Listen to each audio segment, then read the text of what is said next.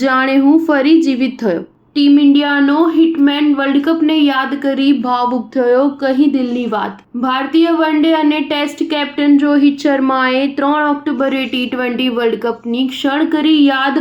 રોહિતે ગુરુવારે વ્યક્ત કર્યું હતું કે 2023 ઓડીઆઈ વર્લ્ડ કપમાં દર મેચ જીતીને ઓસ્ટ્રેલિયા સામે હાર્યા બાદ આઈસીસી ટી20 વર્લ્ડ કપની જીતથી મને વ્યક્તિગત રીતે મળી છે। ભારતીય કેપ્ટન રોહિત શર્માએ મહારાષ્ટ્રના અહમદનગર જિલ્લાના કર્જતના રાશિનમાં પોતાની ક્રિકેટ એકેડમીના લોન્ચિંગ કર્યું હતું। આ દરમિયાન બેટરે એક રસપ્રદ નિવેદન આપ્યું હતું। આ ઇવેન્ટ દરમિયાન રોહિતે 11 વર્ષના લાંબા સમયગાળા બાદ આઈસીસી ટ્રોફી જીતવાની ખુશીને લઈને પોતાની લાગણીઓ વ્યક્ત કરી હતી।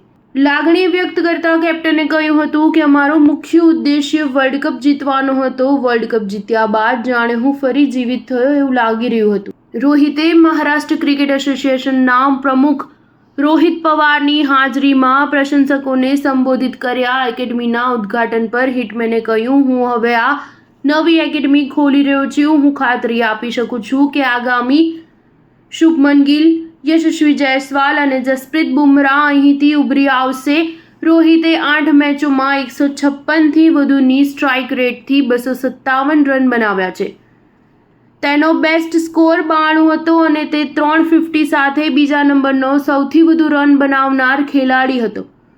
રોહિતે ડબલ ટી20 વર્લ્ડ કપ ચેમ્પિયન તરીકે ગેમના સૌથી ટૂંકા ફોર્મેટમાંથી નિવૃત્તિ લીધી અને 2007માં ઉભરતા યુવા ખેલાડી તરીકે ખિતાબ જીત્યો હતો। 151 ટી20 મેચોમાં રોહિતે 140થી વધુની સ્ટ્રાઇક રેટથી 4231 રન બનાવ્યા છે। તેણે તેની કારકિર્દીમાં 5 સેન્ચુરી અને 32 50 ફટકારી હતી, જેમાં તેનો બેસ્ટ સ્કોર 121 હતો। રોહિત આ ફોર્મેટમાં સૌથી વધુ રન બનાવનાર બેટર પણ છે। સ્ટાર ન્યૂઝ 7 હંમેશા સચ્ચાઈની સાથે।